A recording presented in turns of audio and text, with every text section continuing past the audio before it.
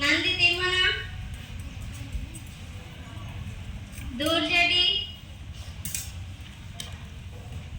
భట్టుమూర్తి, అయ్యలరాజు రామభద్రుడు, మాదయ్య గారి మల్లన, పింగళి సూరన, తెనాలి రామకృష్ణ. ఈ 8 మంది అష్టదిగ్గజ కవులు రాయలవారు ఇచ్చే సమస్యలను ఏ విధంగా పూరిస్తారో ఇప్పుడు చూద్దాం. సమస్య పూర్ణకు సిద్ధమైన కవులారా, ఇప్పుడు రాయలవారిని ఆహ్వానిస్తాం.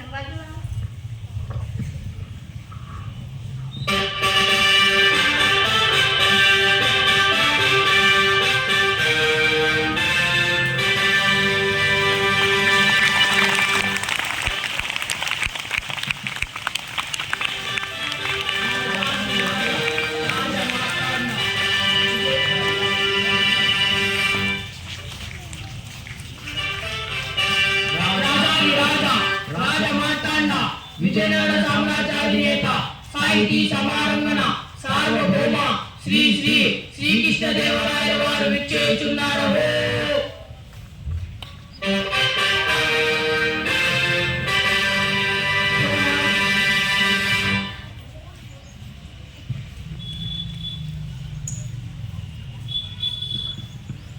ప్రణామములు. అష్టదిగ్గజ కవులకు, సాహితీ ప్రియులకు, పురా ప్రజలకు స్వాగతం. మా పాలనలో జీవితాన్ని ఆనందంగా గడుపుతున్న జానపదులు సైతం కొన్ని రసవంతమైన సమస్యలను పంపించారు. మీరు వీటిని రసవత్తరంగా పూరించి నేటి పున విజయ సభను రంజింపజేయండి. ఇక ఆంధ్ర భాషామతని సృష్టిస్తూ సమస్యలను దత్తపదులను పూరించి ఆశుకవితా వినోదం సాగిద్దాం. చిత్తం రాజేంద్ర, కవిచంద్ర, మీతో నేటి భువన విజయం ప్రారంభించాలని నా అభిలాష. మీ ఆలోచన నిజమే పెద్దల మాట. కానీ ప్రభువుల ఏలుబడిలో ఎన్నో భాషలు ఉండగా తెలుగు భాషపై ఇంత మక్కువ చూపడానికి గల కారణం ఏమిటో? ఏమిటి కవి? మందార మకరందాలు జాలు వారే తెలుగును ఇష్టపడని వారుందురే. తెలుగుదేల నందువా, తెలుగుదేల ఎన్న దేశము తెలుగు, ఏను తెలుగు వల్ల బుమ్మ తెలుగు కంద, ఎల్ల నృపులు గొలువ నెరుగవే బాసాది, దేశ భాషలందు తెలుగు లెస్స. మరి ఇంతటి మన తెలుగు భాష మీద ఎవరికైనా ఎందుకు మమకారం ఉండదు? పెద్దనారా, కవులారా, మేము తరువాత పద్యములు పూరుస్తాం. ముందు మీరంతా పద్యపూర్ణకు పూనుకొందు. శిరోధారి పెద్దనామాత్య, మీ పద్యపూరణకు సమస్య ఇప్పుడు. అగ్రజానుజులై రనుజాగ్రజులుగా. ఏమి సమస్య? అన్నదమ్ముడు తమ్ముడు అన్నదయ్యరు. ప్రభు, నా పూరణ ఇదిగో.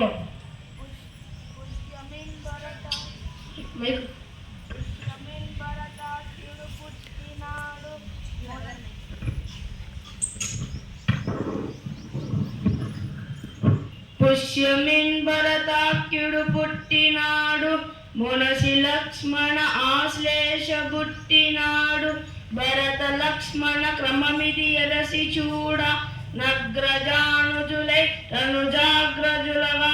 కానీ లోక వ్యవహారం రామ లక్ష్మణ భరత శత్రుఘ్నులని ఉంటుంది. కరినెత్తుకపోయి ఎలుక తలుగున దినియన్. దీనిని అర్థవంతంగా పూరించండి భట్టుమూర్తి గారు.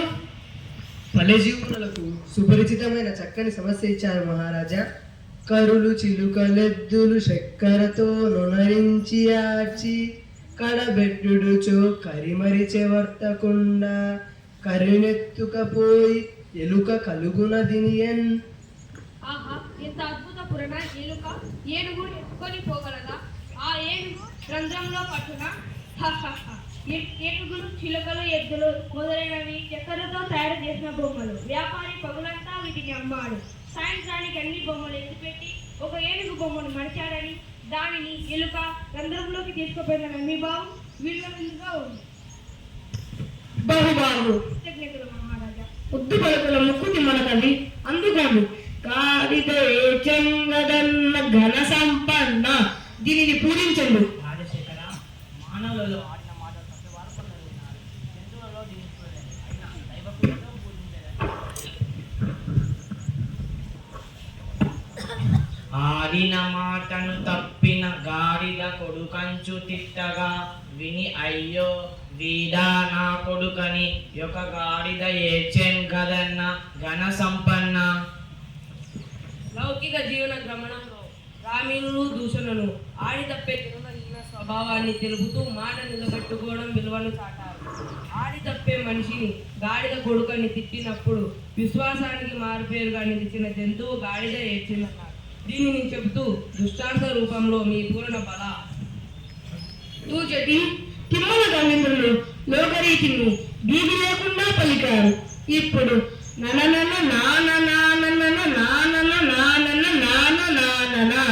అనే సమస్యను మీరు పూర్ణ చేయండి. ప్రభు, అక్షర విన్యాసం తప్ప అర్థం లేని సమస్య ఇచ్చారు. అయినా చక్కని పూరణ కావిస్తాను. నిన్ను నిన్ను నిన్ను నిన్ను నిన్ను నిన్ను నిన్ను గని లయతాల సంగతుల గాన కళా పరిపూర్ణ మానసమున పలుకుని రాగముల మోదమునలుచు పలుకు నిత్తులన్ నననన నాన నానన నానన నానన. బల శ్రీకాళ హస్తీశ్వరుని వర ప్రసాదం కవిత్వంలో పొందిన దూర్జటి మన భువన విజయపాలు చూచిన జానపదుల కవుల కావ్య సాహిత్యాన్ని మన సభ గొప్పదనాన్ని గూర్చి పొలంలో పనులు చేసుకుంటూ కూడా లయ తాళానికి అనుకూలంగా మిక్కిలి సంతోషంతో కూని రాగాలను స్థితిని అల్లుకుని కట్టిదివే పనిలో పాటతో పాటు పద్యాలను పాడుకునే వైఖరి అద్భుతం.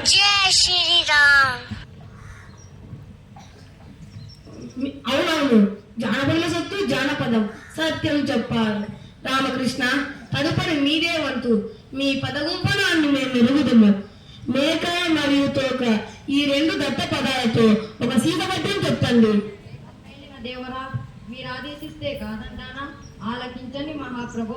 మేక తోకకు మేక, తోక మేకకు మేక, మేక తోకకు తోక, తోక మేక, మేక తోకకు మేక, తోక మేకకు మేక, మేక తోకకు తోక, తోక మేక, మేక తోకకు మేక, తోక మేకకు మేక, మేక తోకకు తోక, తోక మేక, మేక తోకకు తోక, తోక మేక, మేక తోకకు మేక, తోక మేకకు మేక, మేక తోకకు తోక, తోక మేక, మేక తోక తోక తోక తోక తోక మేక, మేక తోక తోక తోక తోక తోక మేక, మేక తోక తోక తోక తోక తోక మేక, మేక తోక తోక తోక తోక తోక మేక. మీరు సామాన్యులు కాదు రామకృష్ణ కవి. ఏమేమి మేకల కాపరి మేతకై మేకలను అడవికి తీసుకొని పోతున్నారా? ఒక మేక ముందర పోతుందా? ఆ మేకకు తోక వెనుక బాగానే ఉంటుందా? అలా ఆ తోక వెనుక మరొక మేక వెళ్తుందా? ఇలా మేకల ముంద వెళ్తున్న తీరును మేకతోక అన్న దత్తపదాలతో చక్కగా చిక్కగా చెప్పారు. సుభాష్ రామకృష్ణ కవి మీ కత్తికి రెండు వైపులా పదినేమని, అందుకే మీరు వికట కవి అయ్యారు.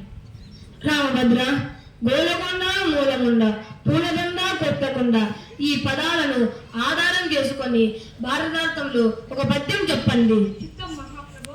రామ భక్తుడైన నాకు భారతార్థం పురాణ చేసేది. ఓయి కురురాజా, నీ కొడుకుత్త గోల కొండ వలె నుండు వినుమూల ముండదిక బండ నమ్మున గెలిపి కాడు చుట్టుక దురమున బూళ్ళదెండరే కొత్త కుండ.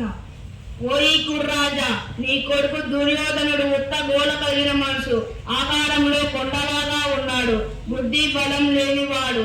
నా మాట వినము, యుద్ధం వస్తే సర్వనాశనం. సమరంలో ధర్మానికి బద్దులైన పాండవులు గెలుస్తారు, నీ కుమారులు మరణిస్తారు. పద్యం బాగుంది రామభద్ర. కొత్త కొండలు రేపు కొత్తకుండా అన్నాడు చూడు, అద్భుతంగా ఉందయ్యా. తర్వాత పింగళి చూడన మా ఆరాధ్య దైవమైన శ్రీహరి దశావతారాల గురించి ఒక సీత పద్యం చెప్పాలని వేరొకరు పంపారు. ప్రారంభించండి. శ్రీహరి భక్తినికాయ శ్రీకృష్ణదేవరాయ, మీరు కోరినట్లే వినిపిస్తాను. మత్స్యమై జడనిది మడిహించే సోముకున్ కూర్మమై గొవ్వపు కొండ మోసెన్ గిడి అయి హిరణ్యాక్షు గిటడంగించేను హరి అయి వధించే ప్రహ్లాద జనుగు వటుడై బలిదనుజు వంచించి కుదించే భార్గవుడై ఛత్రపంక్తి జెండే దశరథ రాముడై దశకంఠు తెగటార్చే శౌర్యై దుష్టుల సంహరించే బుద్ధుడై త్రిపుర స్త్రీల బుద్ధి మార్చు రుద్రుచే వారి భర్తను దృంగజేసెన్ గల్కి అయి మ్లేచ్చ సంతతి పిట్టు మార్చు హరి దశావతార చరిత్ర మాపినూతము మత్స్యావతారాన సోమకాసురుని చంపాడు. కూర్మమై మందరగిరి మోసి పాలసముద్రం చిలకడానికి సాయం అయ్యాడు. వరాహ రూపంలో హిరణ్యాక్షుని చీరాడు. నృసింహమై హిరణ్యకశిపుని చీల్చాడు. వామనుడై బలిని పాతాళానికి పంపాడు. పరశురాముడై రాజుల దర్పాన్ని కూల్చాడు. శ్రీరాముడై రావణుని వధించాడు. శ్రీకృష్ణుడై దుష్టులను అంతం చేశాడు. బుద్ధుడై స్త్రీల బుద్ధిని మార్చి చిలుసే త్రిపురాసుని చంపించాడు. కలికిగా నీటి హీనులను కూల్చాడు. ఇలా దశావతార కార్యక్రమాలను మనోహరమైన సీసంతో సభాసదులను అరింపజేశావు. మీ అభినందన స్పందనకు నా వందనం. మహాప్రభు, వచ్చే తరంలో ఒక దానపదులు సమస్యలు ఇచ్చారు. మీరు అనుమతిస్తే మీకు ఇస్తాను. తప్పకుండా. సభారంభంలో మీకు మాట ఇచ్చాను కదా, కానివ్వండి, సమస్యను అందివ్వండి. ప్రభు, అందుకోండి. అందరు నందరే మరియు నందరు నందరే ఎందరందరే. ప్రభు, ఈ పూర్ణమైంది. అది సంగతి. ప్రభువుల వారికి ఇవ్వదగిన సమస్య. అష్టదిగ్గజ కవులారా, మా కీర్తిని దిగంతాలకు వ్యాప్తింపచేయాలన్న మీ కుతూహలానికి సంతోషం. పూర్వజన్మలో సంతోషం. ఆలకించండి. కొందరు పాండితీరులు, కొందరు నాగర కుల్వదావదు, కొందరు చాతురీ ప్రియులు, కొందరు నీతికి భూతికి సిద్ధాస్తులు, కొందరు నాయకులు మరియు కొందరు గాయకులందరందరే. అందరు నందరే మరి నందరు నందరే ఎందరందరే.